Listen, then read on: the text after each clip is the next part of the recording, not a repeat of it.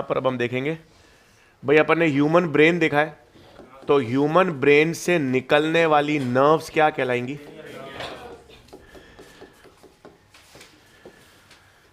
तो अब हेडिंग डाल देंगे, आराम से आराम से, आराम सेटल हो जाओ। गुड मॉर्निंग भाई। ब्रेन से निकलने वाली नर्व्स क्रेनियल नर्व्स।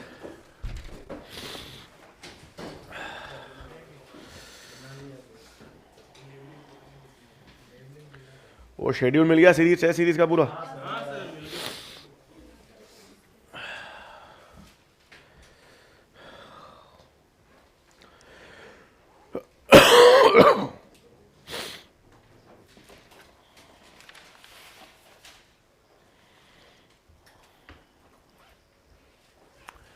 अब पहली चीज तो यह है कि ब्रेन से निकलने वाली नर्व्स को अपन क्रेनियल नर्व्स कहेंगे।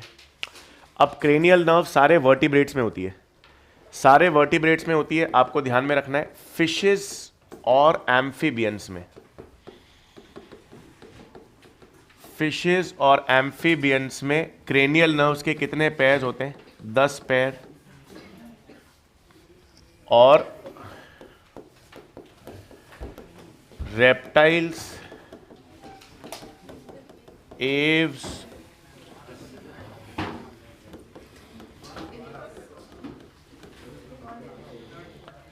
और रेप्टाइल्स, एव्स और मैमल्स में क्रेनियल नर्व के कितने पेयर होते हैं? 12। आते झगड़ा? अच्छा, क्या कर रहे हो? अच्छा, ऐसी आवाज में आजकल टीके भी जबरदस्त नहीं लग रहे हैं आप लोग हैं?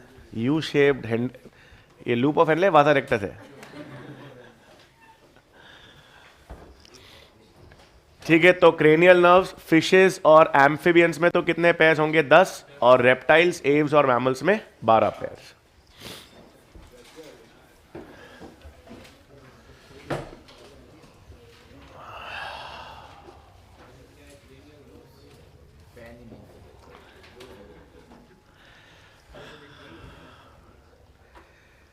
अब वो 12 पेयर क्रेनियल नर्व्स के कौन कौन से, उसमें से आपको याद रखना है कौन सी सेंसरी होती है, कौन सी मोटर होती है और कौन सी मिक्स्ड होती है। हाँ, फिश एम्फिबियन है?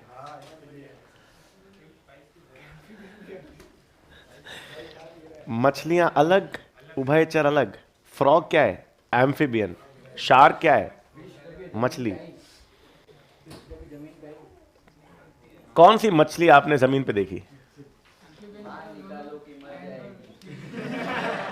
क्या क्या क्या? हाँ, एम्फिबियन पे एक मेरे को बहुत जबरदस्त जोक भी आता है, मैं सुना दिया है। फ्रॉग सुनाया हुआ है, वापस थोड़ी होता है। ना ना ना। ठीक है, अब मैं आगे ले रहा हूं क्रेनियल।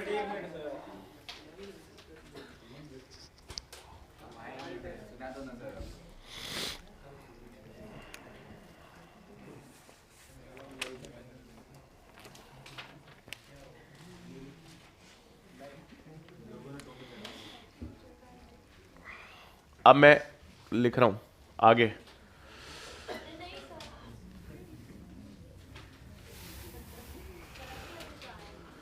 आपको आए हुए 3 मिनट 33 सेकंड हो चुके थे।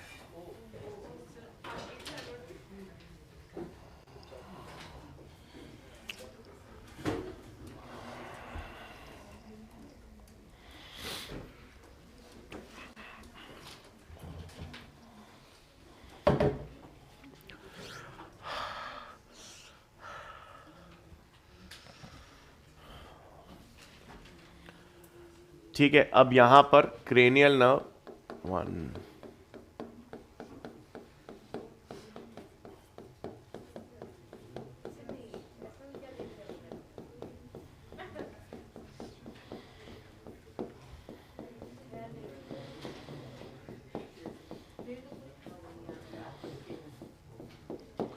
ठीक है, ये 12 पेयर है क्रेनियल नर्व्स के। अब इनमें कौन कौन से?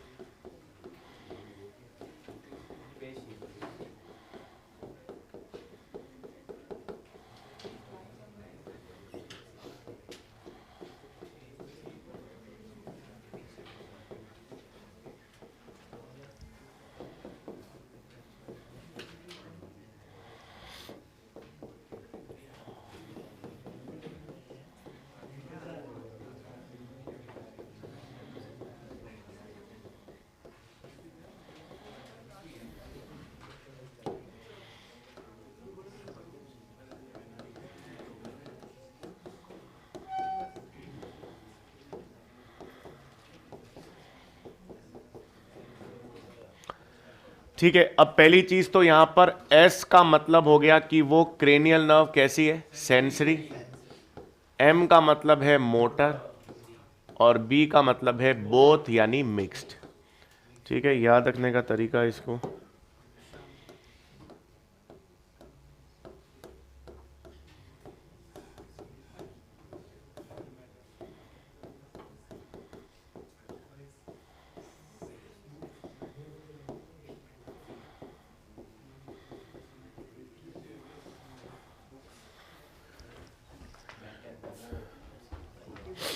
ठीक है। तो एस सेंसरी है, एम मोटर है और बी मिक्स्ड या बोथ है।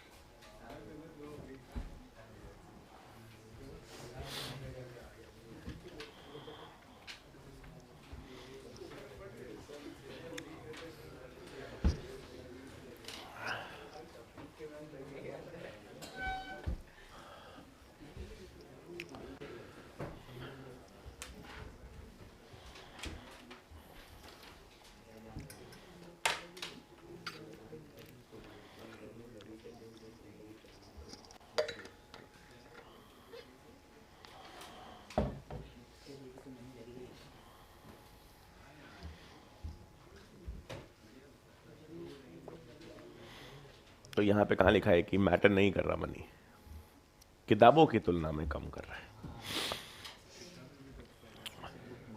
हाँ करेंगे, लेकिन किताबें ज़्यादा मैटर करेंगे।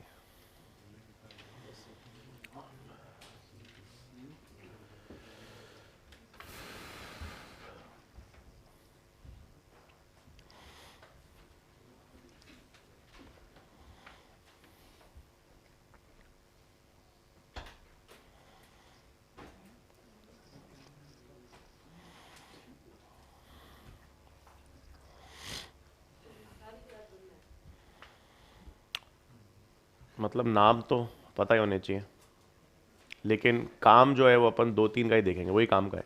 जैसे ओल फैक्ट्री जरूरत नहीं है, ओल फैक्ट्री का मतलब ही स्मेल है, ऑप्टिक का मतलब ही देखने से संबंधित है, ऑडिटरी का मतलब ही सुनने से, फेशियल का मतलब ही चेहरे पर होंगी। तो काम की जो अपन देखेंगे वो हम देखेंगे तीसरी, चौथी और छठी, ऑक्यूलोमोटर, ट्रॉक्लियर और एब्ड्यूसेंस, क्योंकि ये आई बॉल को मूव करने में काम करते हैं। अभी बता दूंगा कौन कौन सी याद रखनी है।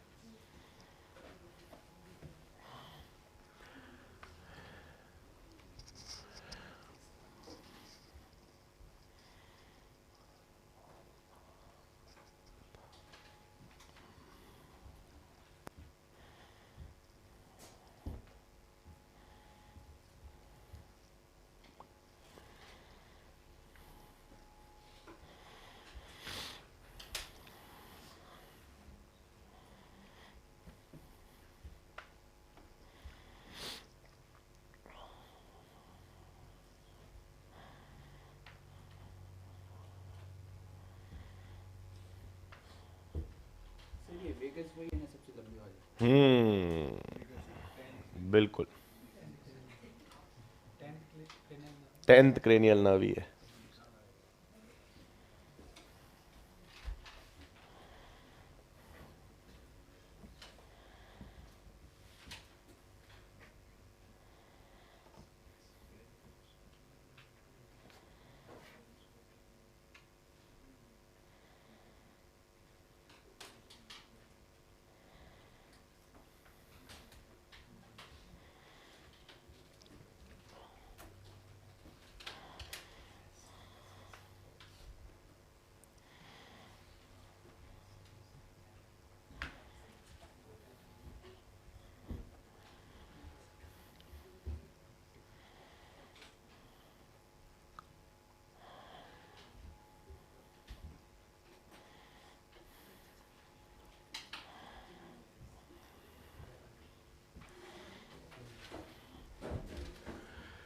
लिख लिया?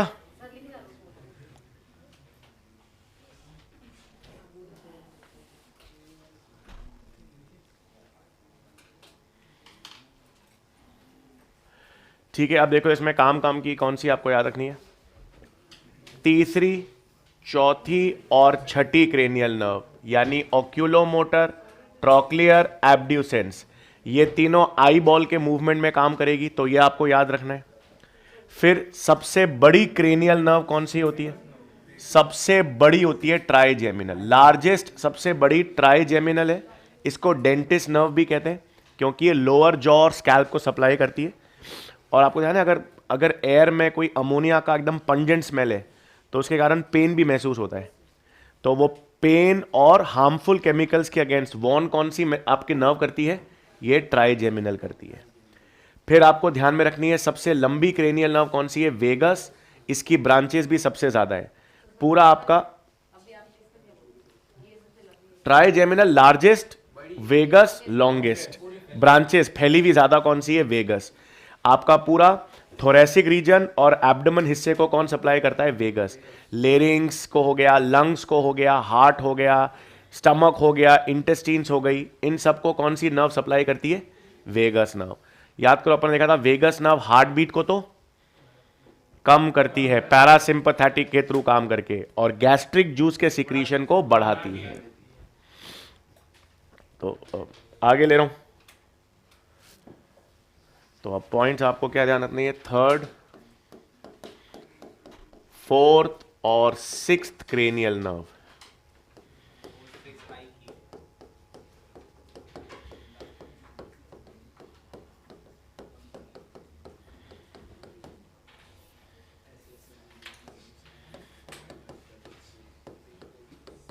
रिस्पॉन्सिबल फॉर आईबॉल मूवमेंट,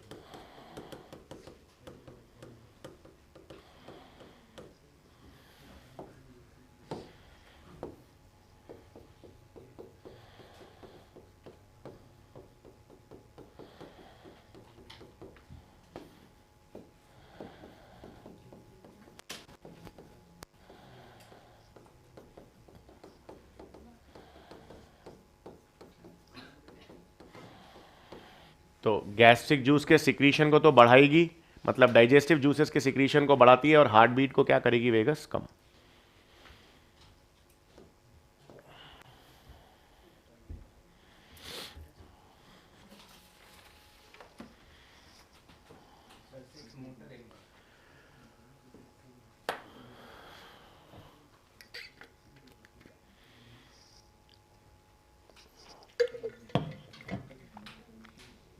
सबसे छोटी भी एब्ड्यूसेंस होती है, सबसे छोटी क्रेनियल नर्व।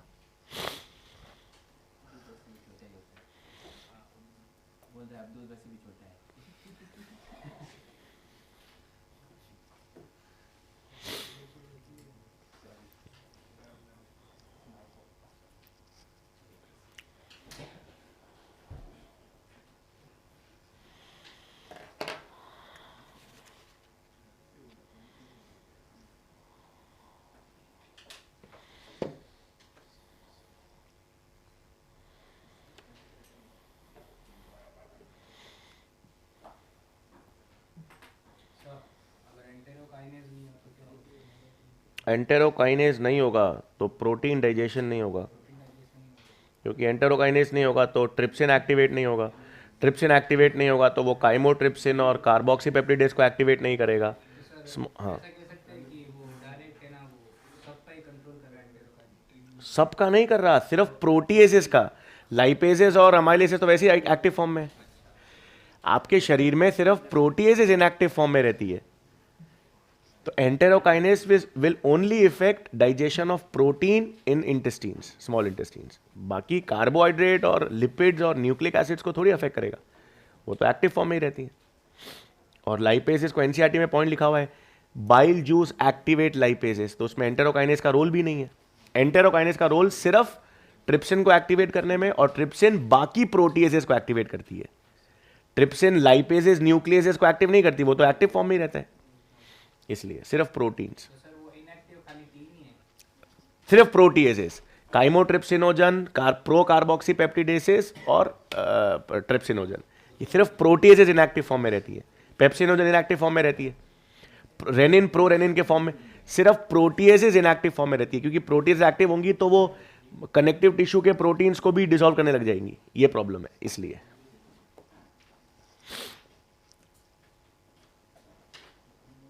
ठीक है, तो हमने ब्रेन देख लिया, ब्रेन से निकलने वाली क्रेनियल नर्व्स। अब ब्रेन का जो आखिरी हिस्सा था मेड्यूला, वो कौन से ओपनिंग के द्वारा स्पाइनल कॉर्ड में खुलता था? Foramen of magnum. तो अब ये लिख लिया ना? हाँ ना, तो बता दो। हाँ, तो अब अपने पास नेक्स्ट हेडिंग डाल देंगे स्पाइनल कॉर्ड।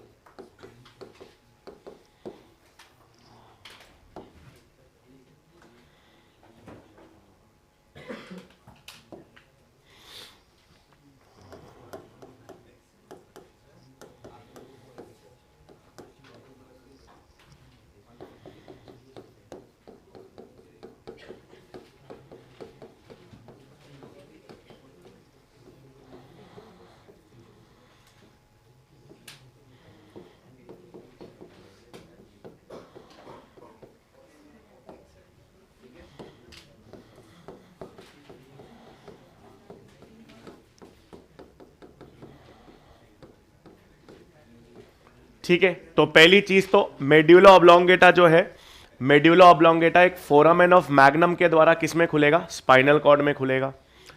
स्पाइनल कॉर्ड की लंबाई लगभग 45 सेंटीमीटर है। ब्रेन और स्पाइनल कॉर्ड में दो सिमिलैरिटीज हैं।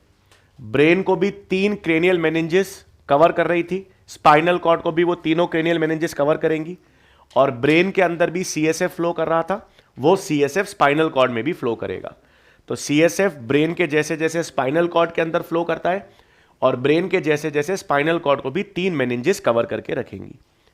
अब ये जो स्पाइनल कॉर्ड है, स्पाइनल कॉर्ड का स्ट्रक्चर कुछ इस तरह से होता है। इसका मतलब स्पाइनल कॉर्ड का एंटीरियर हिस्सा, आगे वाला हिस्सा चौड़ा होता है और पीछे वाला हिस्सा नैरो होता जाता है। और पीछे वाला हिस्सा यानी पोस्टीरियर हिस्सा जब नैरो होता रहता है तो उसको हम किस नाम से जानते हैं? कोनस मेड्यूलरिस। अगेन ये अनैटमिकल स्ट्रक्चर है, एग्जाम में कोई नहीं पूछता आपको, पर ठीक है, मॉड्यूल में दे रखे हैं। एंटीरियर हिस्सा चौड़ा है, पोस्टीरियर हिस्सा सिकुड़ता जाता है, नैरो होता जाता है, उसे क्या कहते हैं? कोनस मेड्यूलरिस। और स्पाइनल कॉर्ड कहां तक एक्सटेंड करती है? सेकंड लंबर वर्टिब्रे थे, हम पढ़ेंगे वर्टिब्रे, लास्ट चैप्टर वही है। ये आपका जो अपर बैक है, अपर बैक मतलब गर्दन से चालू होती है वर्टिब्रे, गर्दन वाली वर्टिब्रे को कहते हैं सर्वाइकल, फिर अपर बैक वाले को कहते हैं थोरैसिक, और लोअर बैक यानी कमर वाले हिस्से को लंबर कहते हैं।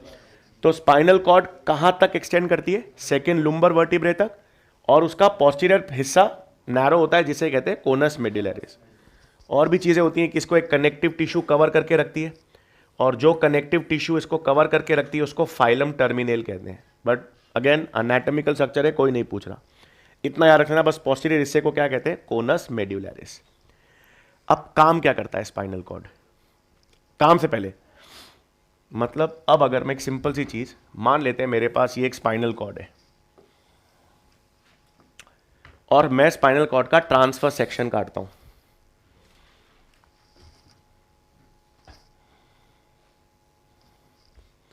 मैंने और इस ट्रांसफर सेक्शन को फिर ऐसे सामने करके देखता हूं, ये है। याद करो, स्पाइनल कॉर्ड और ब्रेन स्टेम दोनों में ग्रे मैटर अंदर और व्हाइट मैटर बाहर। सेरिब्रम, डायनसेफेलॉन और सेरिबेलम, उसमें ग्रे मैटर पेरिफेरी पे था, व्हाइट मैटर अंदर था, ब्रेन स्टेम और स्पाइनल कॉर्ड में उल्टा है। तो अगर मैंने ये स्पाइनल कॉर्ड का इधर, एक मिनट, ये ट्रांसफर सेक्शन काटा,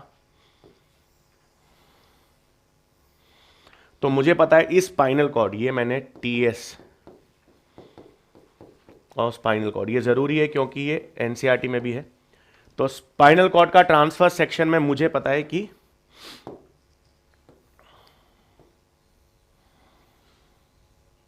ये ग्रे मैटर अंदर मिलेगा और व्हाइट मैटर बाहर मिलेगा। अरे हाँ, अब तो ग्रे कैसे नहीं बनाया भाई, ग्रे मैंने, ये आपके पास ग्रे मैटर है और ये आपके पास बाहर व्हाइट मैटर है। अब हो क्या रहा है देखो, मैं ये ग्रे मैटर व्हाइट मैटर में एक्सटेंड भी कर रहा है। तो जब ग्रे मैटर ये व्हाइट मैटर में एक्सटेंड करता है तो इसको कहते हैं हॉर्न्स। ये डोर्सल साइड है, ये वेंट्रल साइड है। डोर्सल साइड के हॉर्न्स को क्या कहेंगे? Dorsal horns. वेंट्रल साइड का ग्रे मैटर जो व्हाइट मैटर में एक्सटेंड कर रहा है उसे क्या कहेंगे? Ventral horns. और ये हमको पता है कौन सा मैटर है, व्हाइट मैटर।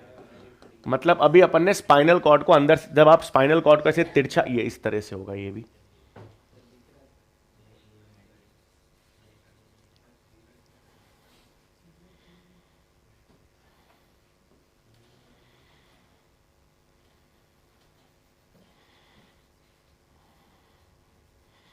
मतलब ये। तो आपके पास स्पाइनल कॉर्ड में पेरीफ्री पर आपको व्हाइट मैटर मिलेगा, अंदर आपको ग्रे मैटर मिलेगा। ग्रे मैटर व्हाइट मैटर में एक्सटेंड हो रहा है, डोर्सल साइड पे एक्सटेंड होगा तो डोर्सल हॉर्न्स, वेंट्रल साइड पे अगर होगा तो वेंट्रल हॉर्न्स। अब ये करता क्या है स्पाइनल कॉर्ड? दो काम है, ठीक है। अब एक सेकेंड ध्यान से, क्योंकि अब मैं पूरा एक सर्किट बना रहा हूं। आपके पास कोई भी इंफॉर्मेशन है जो नर्वस सिस्टम तक पहुंचेगी, वो किसके थ्रू पहुंचेगी? मतलब उसके लिए सबसे पहले आपको क्या चाहिए? एक रिसेप्टर।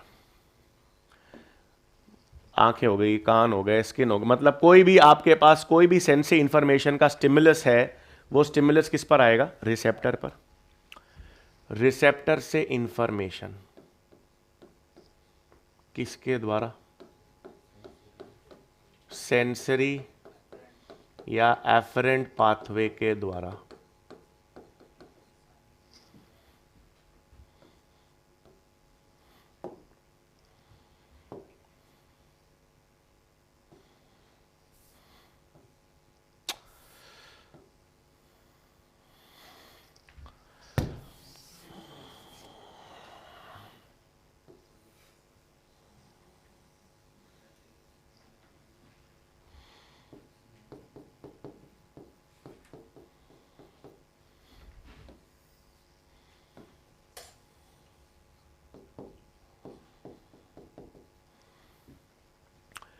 कोई भी इंफॉर्मेशन रिसेप्टर से आएगी, रिसेप्टर से सेंसरी या एफरेंट पाथवे।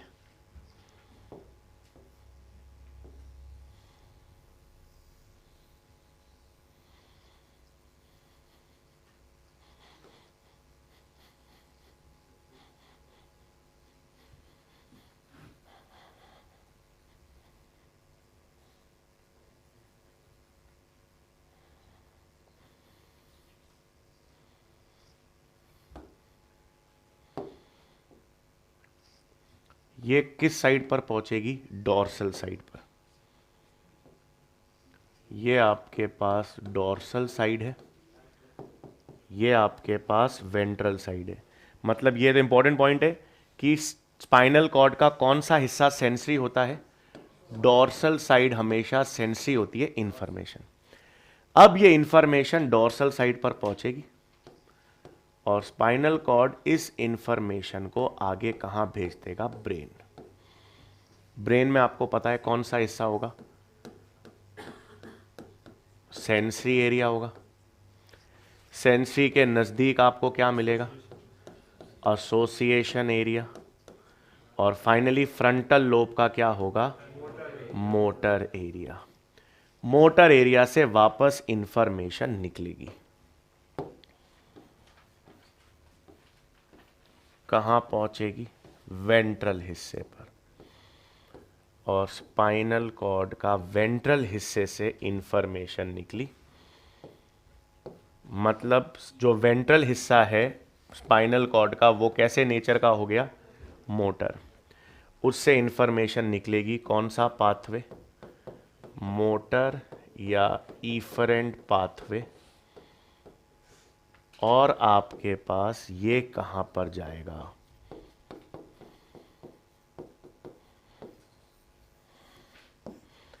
ये पूरा सर्किट है हमारे पास।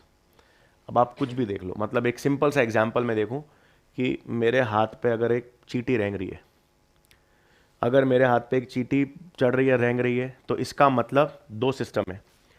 एक तो वो स्किन के ऊपर क्रॉल कर रही है, तो इसका मतलब स्किन के रिसेप्टर्स और मेरे आंखों के रिसेप्टर्स, मेरे आंखों के रिसेप्टर्स उसको देख रहे हैं और स्किन उसको फील कर रही है। तो दो तरह के रिसेप्टर्स काम कर रहे हैं, स्किन का रिसेप्टर और आइज का रिसेप्टर। उस रिसेप्टर से सेंसरी इंफॉर्मेशन गई। सेंसरी इंफॉर्मेशन कहां पहुंची? स्पाइनल कॉर्ड के डोर्सल साइड पर। अब स्पाइनल कॉर्ड ने देखा कि ये इमरजेंसी कंडीशन है या नहीं। अगर ये इमरजेंसी कंडीशन नहीं है, इसमें सोचने समझने विचार करने का उद्देश्य है, तो वो इंफॉर्मेशन कहां चली गई? डोर्सल साइड ने उसको भेज दिया ब्रेन के कौन से सेंटर पे जाएगी? अब दो सेंटर पे।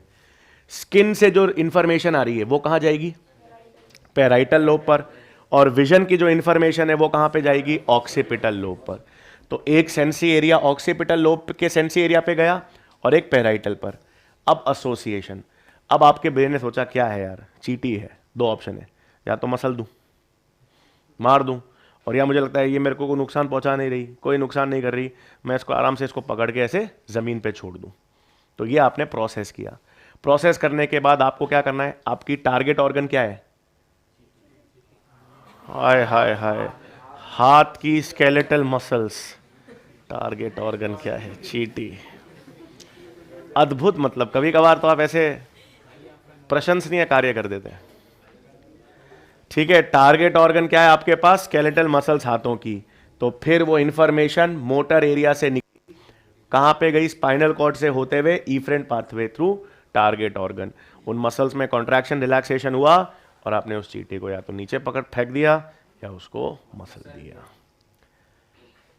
ये तो मतलब स्पाइनल कॉर्ड का पहला काम क्या है? स्पाइनल कॉर्ड का पहला काम है सेंसरी इंपल्सेस को ब्रेन तक भेजना और ब्रेन के मोटर फंक्शंस को वापस टारगेट ऑर्गन तक भेजना। मीडिएटर का काम कर रहा है। यह एक स्पाइनल कॉर्ड का पहला काम है। दूसरा, जब आप किसी गर्म भगोने पे हाथ लगाते हो या गलती से कैंडल के ऊपर हाथ लगा देते हो, तो उसमें आपके पास इतना समय होता है कि इस इंफॉर्मेशन को प्रोसेस करवाया जाए? नहीं। इसका मतलब जब इमरजेंसी या कोई ऐसा स्टिमुलस होता है जिसके लिए सोचने समझने की जरूरत, इतना समय ही नहीं होता, तो उसमें ब्रेन, उसमें क्या करता है स्पाइनल कॉर्ड? वही रिसेप्टर से सेंसरी इंफॉर्मेशन आई। अब इसमें ब्रेन तक इंफॉर्मेशन भेजने का टाइम नहीं है, तो स्पाइनल कॉर्ड खुद ही उस इंफॉर्मेशन को यहां तक भेज देता है। तो ये जो ग्रीन आर्क है, ये आपके पास क्या हो गया? तो रिफ्लेक्स एक्शन वॉलंटरी हुआ या इनवॉलंटरी? इनवॉलंटरी। कॉन्शियस हुआ या अनकॉन्शियस? अनकॉन्शियस। इंस्टेंटेनियस है या ग्रेजुअल, धीरे? तो एक ऐसा इनवॉलंटरी, इंस्टेंटेनियस, अनकॉन्शियस रिस्पॉन्स जिसमें ब्रेन के एसोसिएशन यानी ब्रेन के कॉन्शियस एफर्ट की जरूरत नहीं होती, उसे हम क्या कहते हैं? Reflex action. उसमें स्पाइनल कॉर्ड जनरली इंफॉर्मेशन कहां तक नहीं भेजती? ब्रेन। वैसे रिफ्लेक्सेस बहुत तरह के होते हैं। क्रेनियल रिफ्लेक्स भी होता है जिसमें ब्रेन का इन्वॉल्वमेंट होता है, जैसे सलाइवेशन, बट उतना जरूरत नहीं है। हमारे पास जो हम सिंपल रिफ्लेक्स एक्शन की बात करेंगे जिसमें किसकी जरूरत नहीं पड़ेगी? ब्रेन के कॉन्शियस एफर्ट की जरूरत नहीं पड़ेगी। हाँ, इसमें हम दो तरह के पढ़ेंगे, मोनोसाइनेप्टिक और पॉलीसाइनेप्टिक, वो अलग है। बट ये सिस्टम क्लियर? दो स्पाइनल कॉर्ड के दो काम है। एक नॉर्मल सिस्टम में तो वो सेंसरी इंफॉर्मेशन को ब्रेन तक भेज रहा है और ब्रेन के मोटर इंफॉर्मेशन को टारगेट ऑर्गन तक भेज रहा है। और दूसरा किसको मीडिएट करेगा? Reflex action. रिफ्लेक्स एक्शन में वो इंफॉर्मेशन कहां तक नहीं भेजेगा? ब्रेन तक नहीं भेजेगा। ठीक है, पहले अपन पॉइंट लिख लेते हैं, फिर आप ये बना लेना। हाँ, spinal cord. The medulla oblongata opens into the spinal cord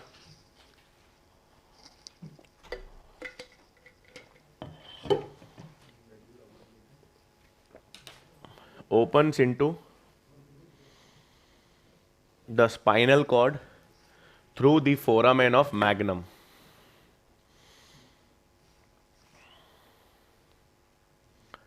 Through the foramen of magnum.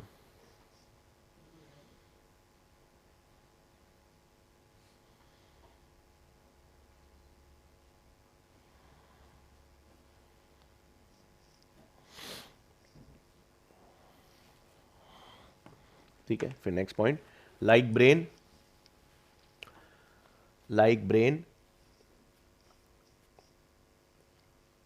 the spinal cord is enclosed by 3 cranial meninges. Like brain, the spinal cord is enclosed by 3 cranial meninges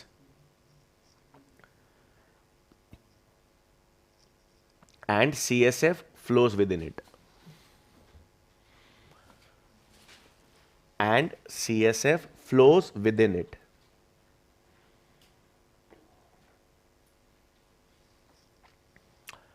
Next point. Spinal cord extends up to the L2 vertebrae. The spinal cord extends up to the second L2 vertebrae.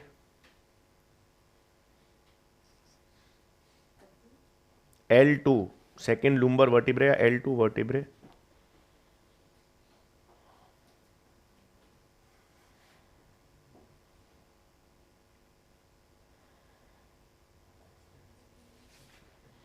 Next point, the anterior part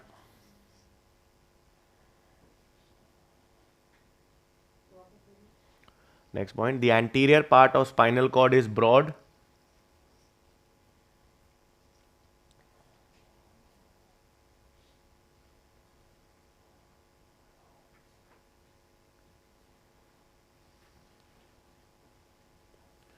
The anterior part of spinal cord is broad, while the posterior part is narrow.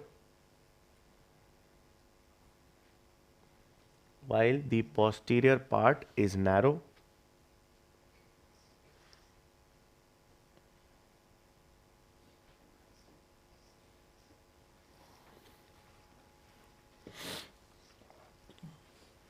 Bracket में, and this narrow posterior part is called conus medullaris. And this narrow posterior part is called conus medullaris.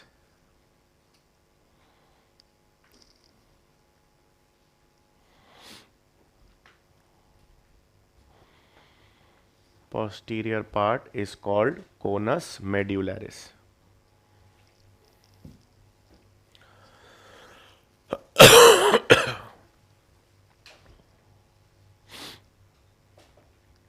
Next point.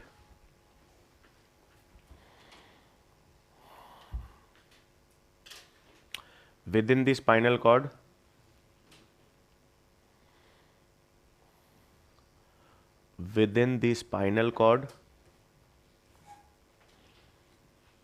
white matter is towards the periphery. White matter is towards the periphery.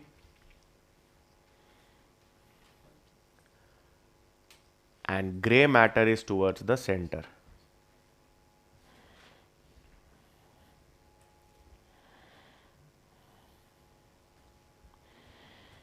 Gray matter towards the center. Next point.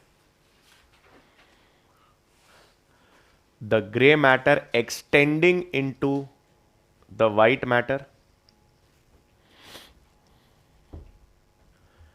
The gray matter extending into the white matter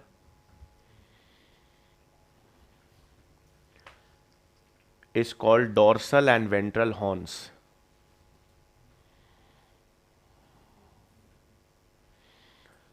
Gray matter extending into the white matter is called dorsal and ventral horns.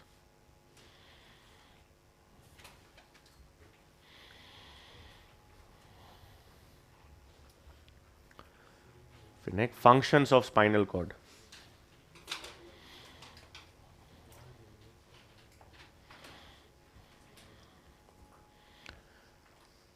Functions of spinal cord.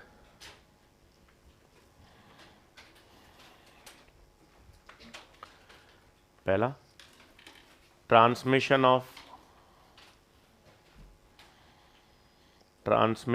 nerve impulses to and from the brain. Transmission of nerve impulses towards and from the brain.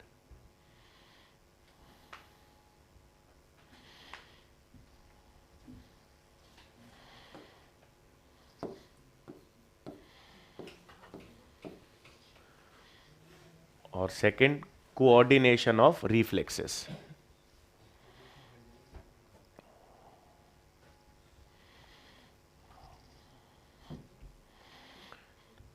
Coordination of reflexes. ठीक है, ये चाहो तो बना लो, फिर अपन reflex action देखें.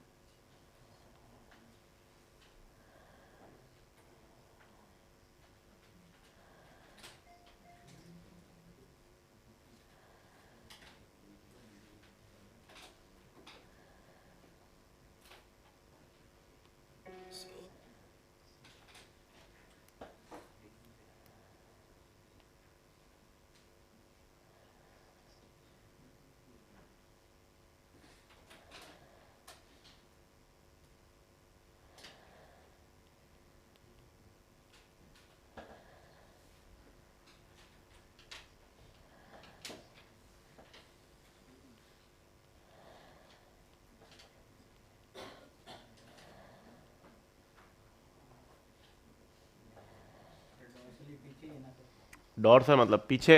Ventral मतलब आगे।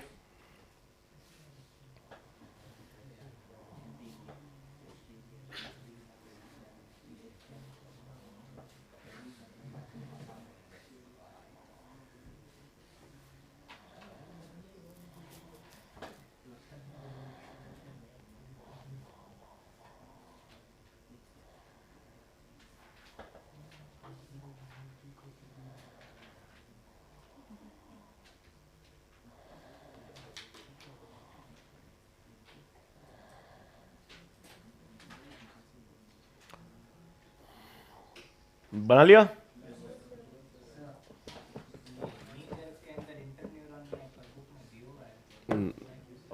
वही तो है यार, अब एनसीईआरटी बताऊंगा। एनसीईआरटी को ध्यान से देखो तो उस एनसीईआरटी के डायग्राम में मोनोसाइनेप्टिक और पॉलीसाइनेप्टिक दोनों दे रखा है एनसीईआरटी।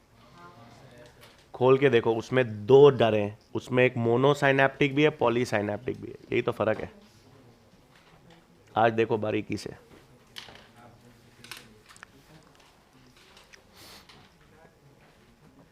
है दो, ठीक है ना।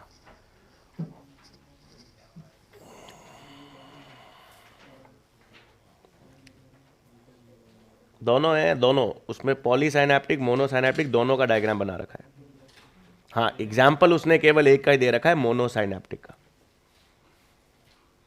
बट सर जो इंटरन्यूरॉन से जा रही है ना, हाँ वो तो डायरेक्ट जा रही है। हाँ, तो जाएगी तो डायरेक्ट ही इंटर।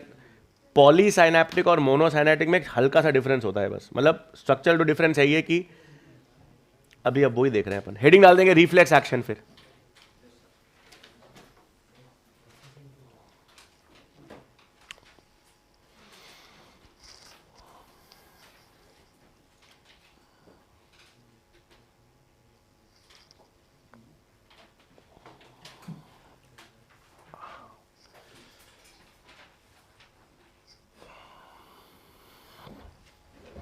ठीक, आगे ले लूं। हाँ हाँ, क्रेनियल नर्व पीएनएस का पार्ट है। स्पाइनल नर्व्स ब्रेन और स्पाइनल कॉर्ड से नहीं, ये पूरा पीएनएस है। अब मतलब चलो वो आगे।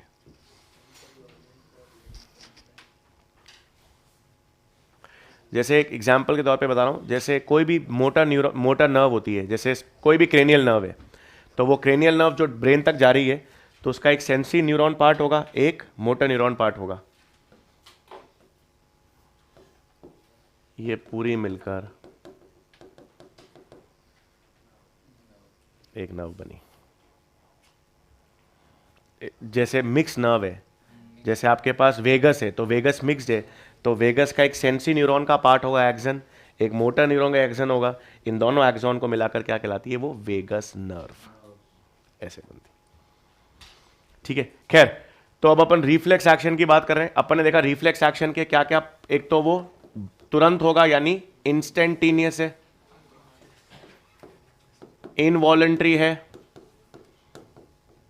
और अनकॉन्शियस है। तो आपके पास लिख लेंगे रिफ्लेक्स एक्शन को डिफाइन कर रहे हैं हम। It is an involuntary, it is an involuntary, instantaneous and unconscious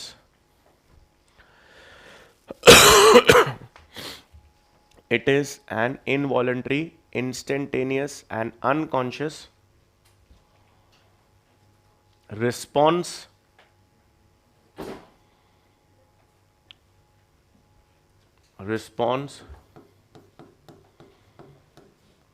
to a peripheral stimulus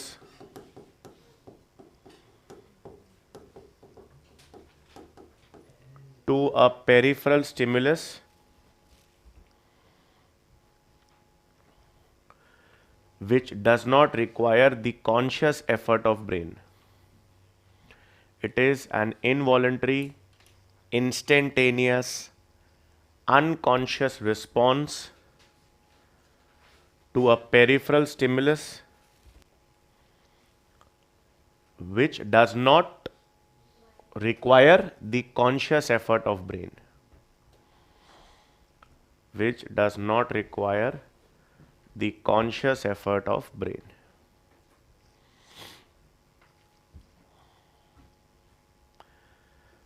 तो इसका मतलब आपके पास एक रिफ्लेक्स आर्क की बात करें तो रिफ्लेक्स आर्क में क्या क्या होगा? एक रिसेप्टर होगा ही होगा, सेंसरी या एफरेंट पाथवे, स्पाइनल कॉर्ड यानी सीएनएस का पार्ट, मोटर या इफरेंट पाथवे और टारगेट ऑर्गन। तो हर एक रिफ्लेक्स एक्शन में या हर एक रिफ्लेक्स आर्क में 5 कंपोनेंट्स तो हमेशा होंगे, receptor, sensory afferent pathway, spinal cord का पार्ट यानी सीएनएस का पार्ट, मोटर पाथ और टारगेट ऑर्गन। तो अब मैंने क्या किया, और वो एनसीईआरटी वाला डायग्राम में अपन देख रहे हैं। तो अगर मैंने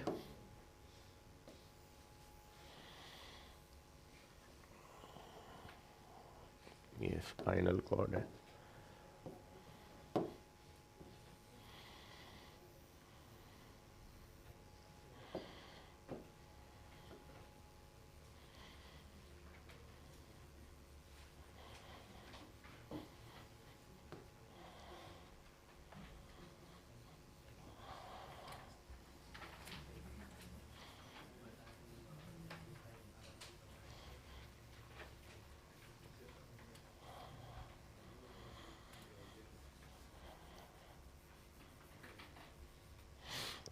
अब एक सेकेंड,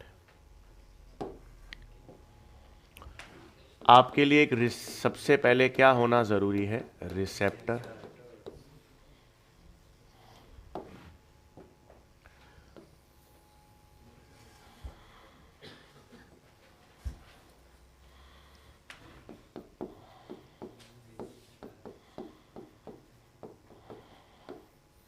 अब एक मिनट, आपके पास पहला स्ट्रक्चर जो जरूरी है रिसेप्टर है, इंफॉर्मेशन लेकर जाने वाला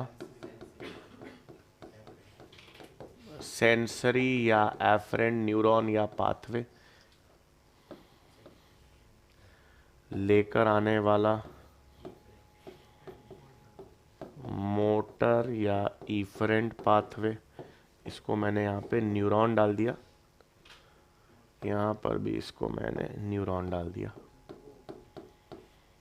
सॉरी, एक्चुअली तीसरा सीएनएस का पार्ट हो गया,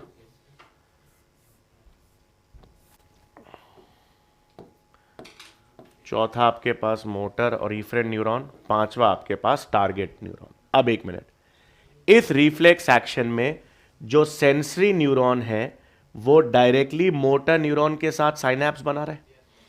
तो ये वाला जो ब्लू वाला सिस्टम है, इसको मैंने यहां पर नाम दे दिया मोनोसाइनैप्टिक रिफ्लेक्स। मोनोसाइनैप्टिक रिफ्लेक्स में जो एक सेंसरी न्यूरॉन है वो डायरेक्टली किसके साथ साइनैप्स बना रहा है? मोटर न्यूरॉन के बीच में के साथ, कोई बीच में इंटर न्यूरॉन्स नहीं है।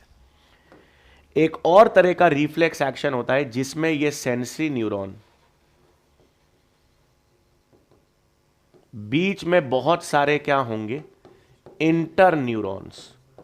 और जब सेंसरी न्यूरॉन और मोटर न्यूरॉन के बीच में कई सारे इंटर न्यूरॉन्स होते हैं तो एक से ज्यादा साइनैप्स होंगे, और एक से ज्यादा साइनैप्स होंगे तो उसे हम क्या कहेंगे? पॉलीसाइनैप्टिक रिफ्लेक्स। दो चीजें याद रखनी है, एक तो एग्जाम्पल पे सवाल आता है, एनसीईआरटी में दोनों डायग्राम बना रखे हैं, लेकिन एग्जाम्पल केवल किसका दे रखा है? मोनोसाइनैप्टिक का।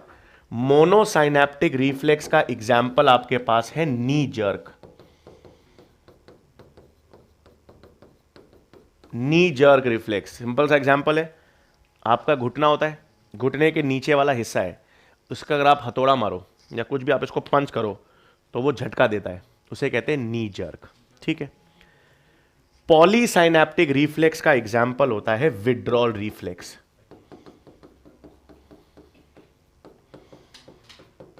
सिंपल, गरम भगोने को आप हाथ लगाते हो हटा देते हो, कैंडल के ऊपर हाथ लगाते हो हटा देते हो।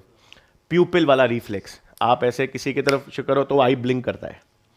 अब एक हल्का सा डिफरेंस, मतलब ये सवाल आता है कि सर इनमें फर्क क्या है? दोनों रिफ्लेक्स एक्शन है, लेकिन इंटर न्यूरॉन्स का फायदा क्या होता है? हल्का सा, सिर्फ अंडरस्टैंडिंग के लिए बता रहा हूं, इंटर न्यूरॉन्स के कारण हल्की सी प्रोसेसिंग बढ़ जाती है।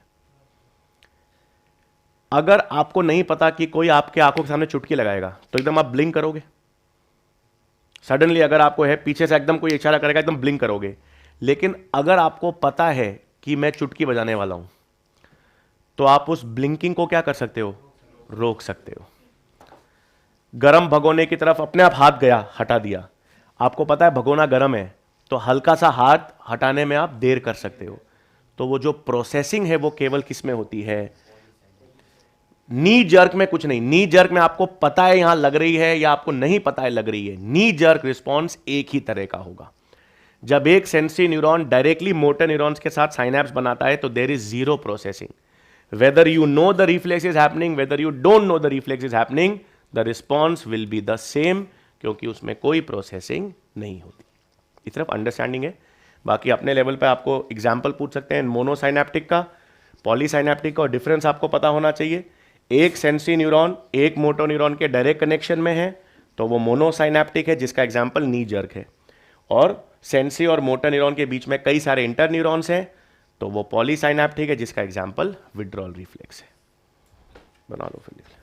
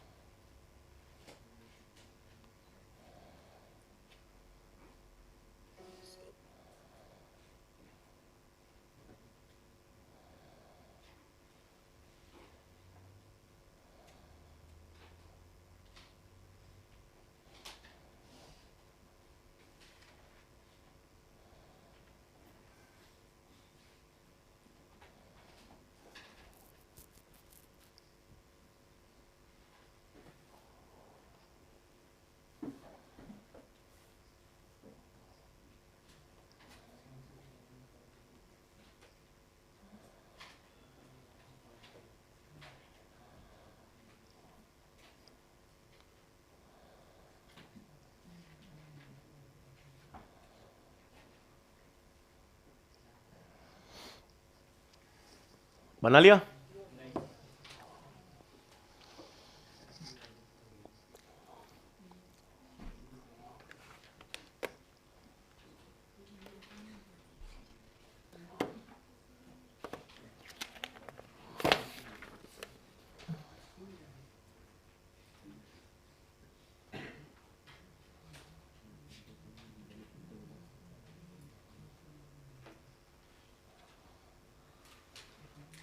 अब तो हर हफ्ते टेस्ट है। हम्म।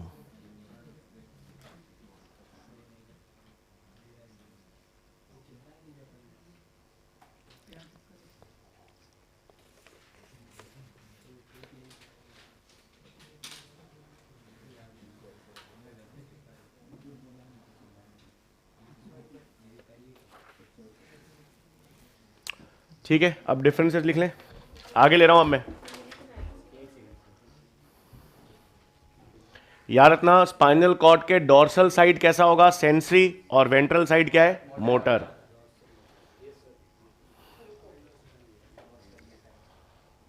क्या बाकी है आपको, काला काला का करना उसमें अंदर, फिर क्या,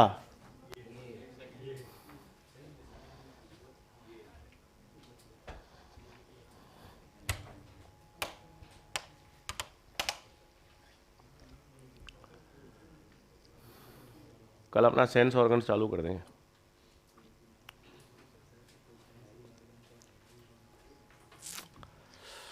अब ले रहा हूं आगे। ठीक है, तो अपने पास दो तरह के रिफ्लेक्स एक्शंस हैं, मतलब रिफ्लेक्सेस, मोनोसाइनेप्टिक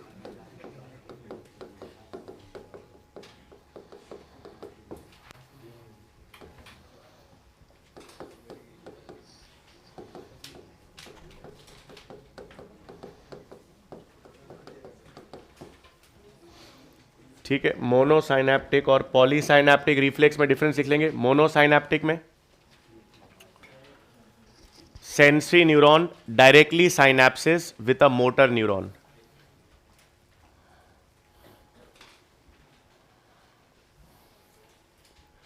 मोनोसाइनेप्टिक में sensory neuron directly synapses, sensory neuron directly synapses with a motor neuron।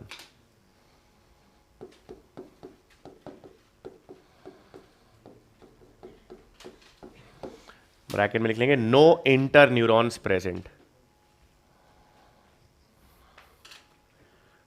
No interneurons present.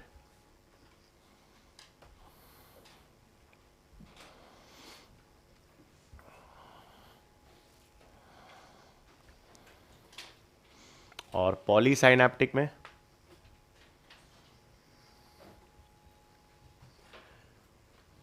Inter neurons are present between sensory and motor neuron.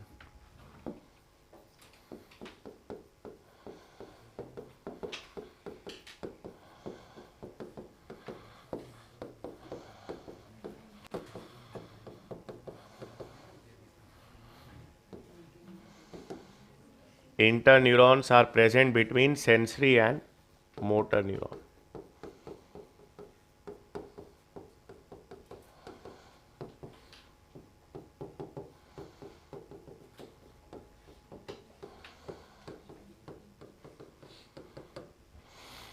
और ये एग्जाम्पल्स हैं मोनोसाइनेप्टिक और पॉलीसाइनेप्टिक रिफ्लेक्स के। सर रिफ्लेक्स तो इनवॉलेंट और अनकॉन्शियस होते हैं ना, हाँ, तो ये पॉलीसिनेप्टिक पॉली हल्की प्रोसेसिंग है, रिफ्लेक्स तो फिर भी होगा। अब यही फर्क है, पॉलीसाइनेटिक में देर इज स्लाइट प्रोसेसिंग, वो इंटर न्यूरॉन्स का रोल ही वही है। आप रोक नहीं सकते उसको, होगा तो सही अनकॉन्शियस, बट ठीक है, थोड़ा सा प्रोसेसिंग थोड़ा डिले हो सकता है बस।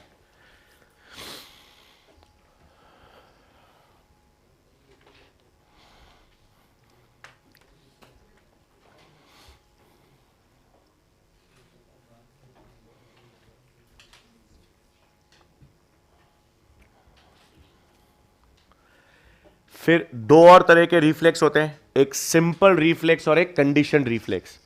मतलब वो सारा रिफ्लेक्स जो पैदा होने के बाद एक बच्चा कर सकता है, उबासी लेता है, आई ब्लिंक करता है, मतलब ऐसे रिफ्लेक्सेस जिसको सीखने की जरूरत नहीं पड़ती, अनुभव एक्सपीरियंस की जरूरत नहीं पड़ती, वो सिंपल रिफ्लेक्स है।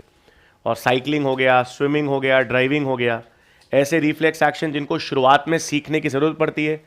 जब आप सीख रहे हो तो वो वॉलंटरी हैं, लेकिन सीखने के बाद अब आप रोज साइकिल पर बैठते हुए या गाड़ी पे बैठते हुए नहीं सोचते कि मैं कैसे चलाऊंगा, तो वो किसका एग्जाम्पल है, कंडीशनड रिफ्लेक्सेस का। क्या रिलेशन,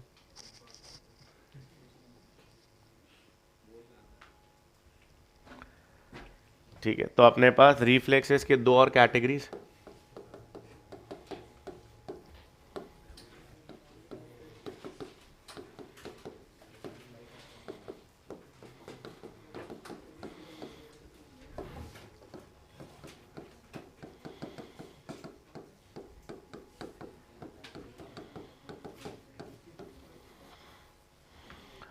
सिंपल और कंडीशनड रिफ्लेक्सेस। सिंपल में लिख लेंगे these reflex action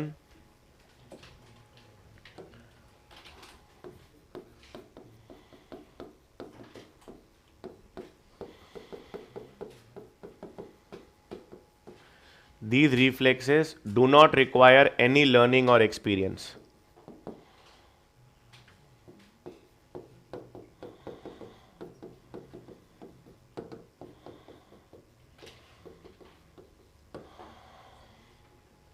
These reflexes require no learning or experience.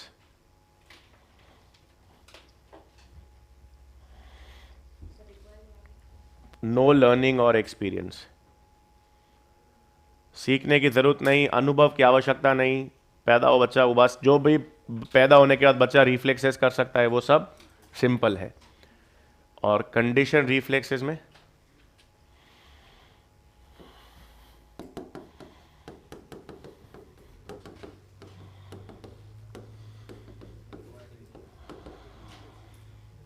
these reflexes require prior learning or experience.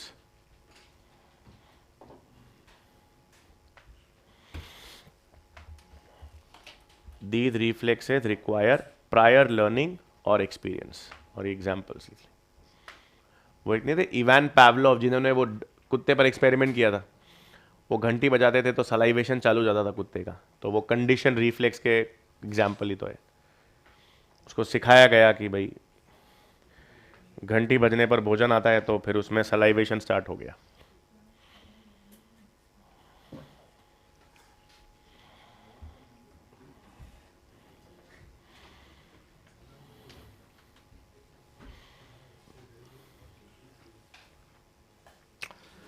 ठीक है, क्रेनियल नर्व्स अपन ने देख ली थी जो ब्रेन से निकलती है। तो स्पाइनल कॉर्ड से निकलने वाली नर्व्स, स्पाइनल नर्व्स, कितने पैर होते हैं अपने अंदर?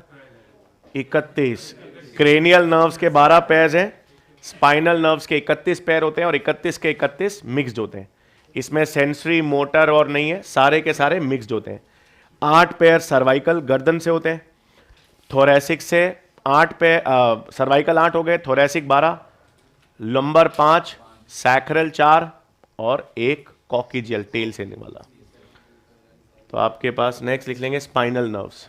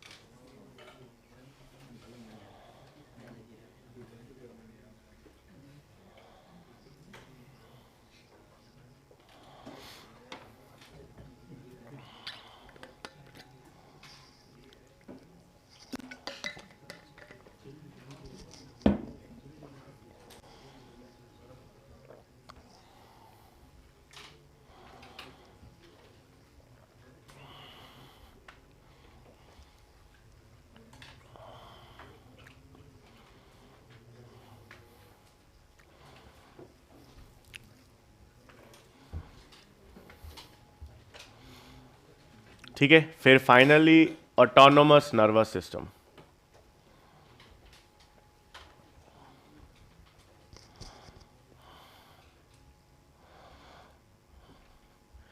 ऑटोनोमस नर्वस सिस्टम क्या था? वॉलंटरी है, इनवॉलंटरी है? इनवॉलंटरी है। मोटर है या सेंसरी है? दोनों है। ऑटोनोमस नर्वस सिस्टम चेक करना अपन ने ह्यूमन नर्वस सिस्टम जब वो बनाया था चार्ट, मोटर है, मतलब इंफॉर्मेशन सीएनएस तक नहीं ले, सीएनएस से ले जा रहा है। कहां ले जा रहा है? टारगेट कौन से? इनवॉलंटरी ऑर्गन्स की तरफ ले रहा हूं आगे।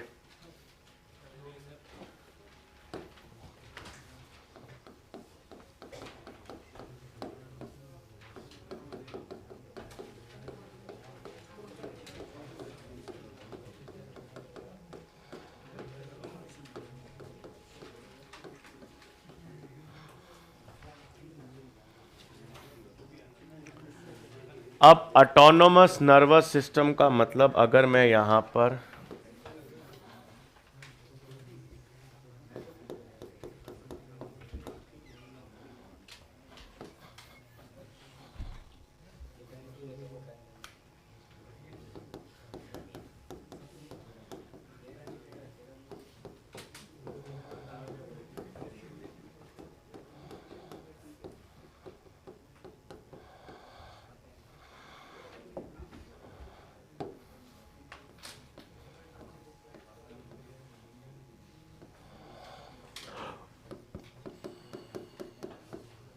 यही हुआ आपके पास, सेंट्रल नर्वस सिस्टम से इंपल्स को कहां पर ले जाना?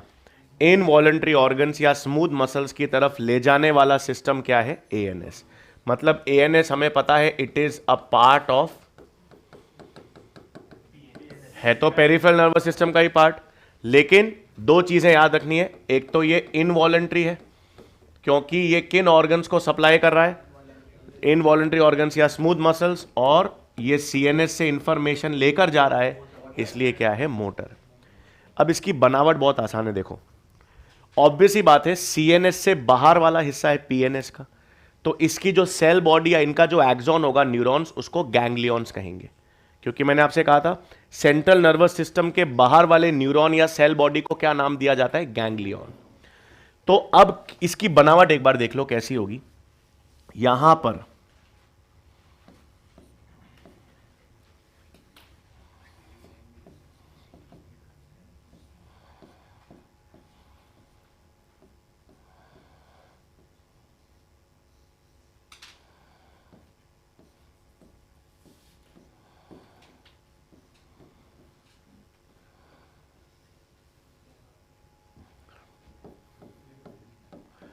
इसका मतलब जो ऑटोनोमस नर्वस सिस्टम है वो कितनों से बना है? दो मेजर न्यूरॉन से बना है। दो मेजर न्यूरॉन है, इसको हम कहते हैं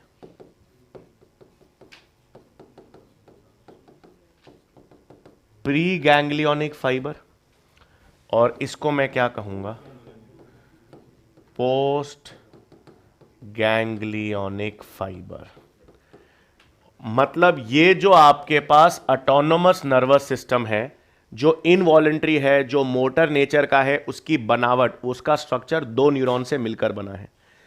पहले को क्या कहते हैं? Pre ganglionic. दूसरे को क्या कहते हैं? Post ganglionic. प्री गैंग्लियोनिक कहां से निकलेगा? सीएनएस से। और इनवॉलंटरी या स्मूथ ऑर्गन्स तक कौन पहुंचाएगा? पोस्ट पहुंचाएगा। अब एक और चीज आपको याद रख सकते हो इसी में, एक बार ये बना लो, फिर इसी में बना देता हूं मैं।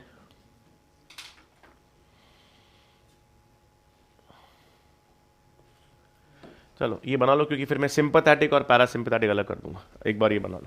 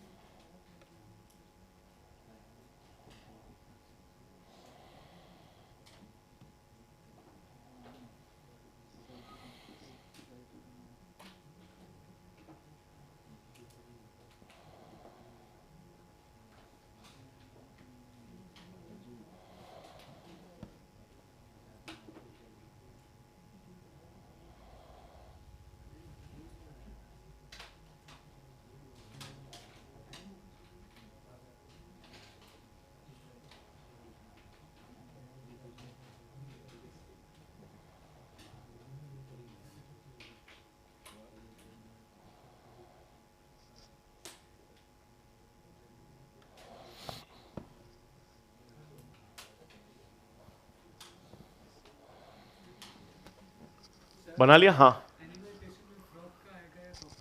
कॉकरोच तो सिलेबस में है ही अपने, और फ्रॉग का बेसिक देख लेंगे एनसीईआरटी वाला, मतलब एनिमल किंगडम अपन पढ़ेंगे ना, उसमें देख लेंगे एम्फीबियंस के साथ फ्रॉग के फीचर्स भी।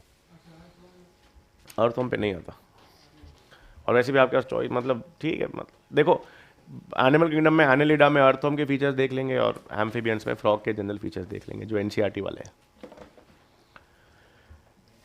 अब देखो ऑटोनोमस नर्वस सिस्टम की बनावट दो तरह के फाइबर से बनी है, प्री गैंग्लियोनिक और पोस्ट गैंग्लियोनिक। एक डिफरेंस तो अपन ने देख लिया, प्री गैंग्लियोनिक फाइबर्स पे क्या लगेगा, माइलिनेटेड होंगे, और post ganglionic fibres non myelinated होंगे। इतना बना लिया। अब ऑटोनोमस नर्वस सिस्टम दो तरह का होता है, एक सिंपैथेटिक और एक पैरासिम्पैथेटिक। दोनों मिलकर, मतलब दोनों एक दूसरे के एंटागोनिस्टिक काम करते हैं। अगर सिंपैथेटिक कोई चीज बढ़ाएगा तो पैरासिम्पैथेटिक उसको कम कर देगा, सिंपैथेटिक किसी चीज को कम करेगा तो पैरासिम्पैथेटिक उसको बढ़ा देगा। दोनों मिलकर सेल्फ रेगुलेशन के द्वारा होम्योस्टेसिस मेंटेन करते हैं। बहुत आसान है, फंक्शन याद रखना। देखो हम दो सिस्टम देखेंगे, एक तो उनकी बनावट और एक इनका फंक्शन। फंक्शन बहुत आसान है, जब कभी भी आपातकालीन परिस्थितियां हों, फाइट फ्लाइट इमरजेंसी कंडीशंस हैं, तो सिंपैथेटिक काम करेगा। और रेस्ट एंड डाइजेस्ट, जब आदमी रिलैक्स कर रहा है, रेस्ट कर रहा है, खाना पचा रहा है, तो पैरासिम्पैथेटिक काम करेगा। तो इमरजेंसी कंडीशंस में हार्ट पर इफेक्ट क्या होना चाहिए, heart beat, blood pressure, cardiac output सब बढ़ाएगा सिंपैथेटिक, पैरासिम्पैथेटिक घटाएगा। जब आदमी तसल्ली से रेस्ट कर रहा है, रिलैक्स कर रहा है, पॉपकॉर्न खाते हुए फिल्म देख रहा है, तो आपके पास कौन सा सिस्टम काम करेगा, पैरासिम्पैथेटिक। मतलब वो सलाइवेशन, पेरिस्टालसिस, डाइजेस्टिव जूसेस के सिक्रीशन को बढ़ा देगा। तो डाइजेशन पर स्टिमुलेटरी इफेक्ट किसका है, पैरासिम्पैथेटिक। इनहिबिटरी इफेक्ट किसका है, सिंपैथेटिक। इस तरह से ध्यान रखना है। तो ये तो मतलब ये बना लिया ना। अब यहां पर मैंने ऑटोनोमस नर्वस सिस्टम के दो पार्ट्स देख रहा हूं।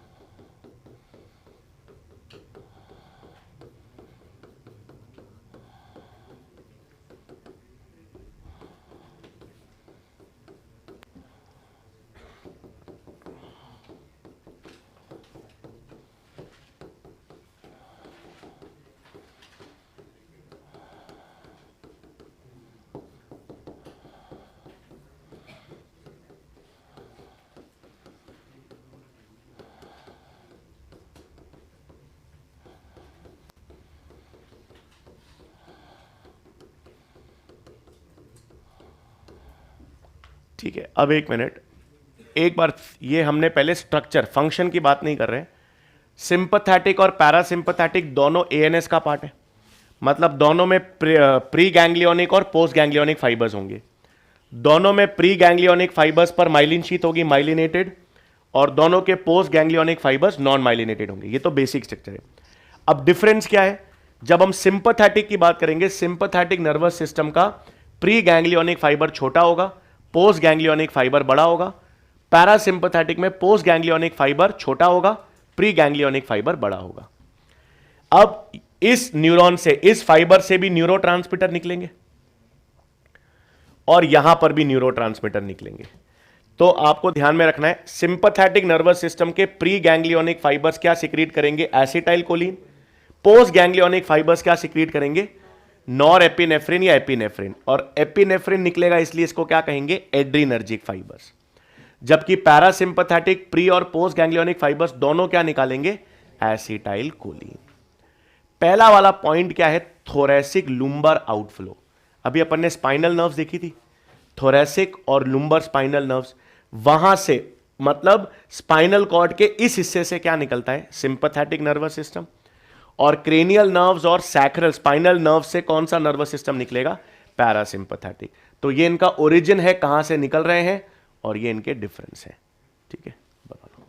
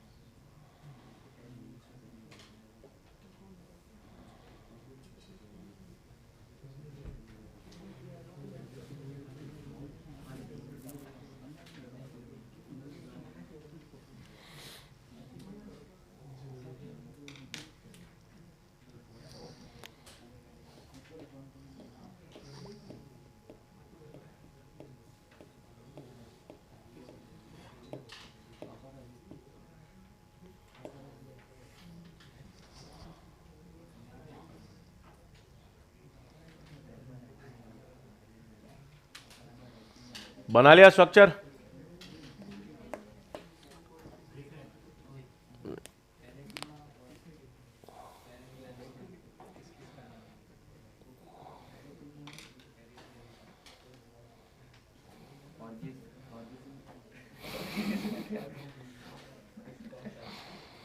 कौन सा केचुआ है और कौन सा टिलचट्टा है?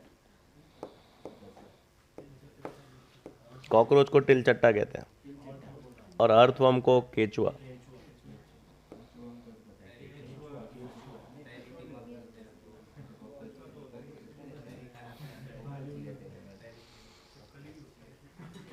कॉकरोच को कुछ भी कह दो, खराब तो खराब ही लगेगा वो।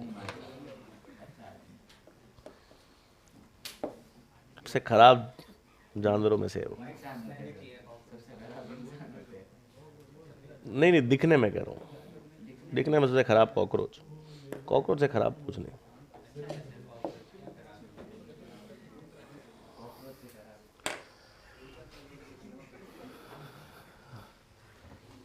ठीक है, तो इनके फंक्शन जो है सिंपैथेटिक और पैरासिम्पैथेटिक है। फंक्शंस अपन कल देख कर और सेंस ऑर्गन्स चालू कर देंगे।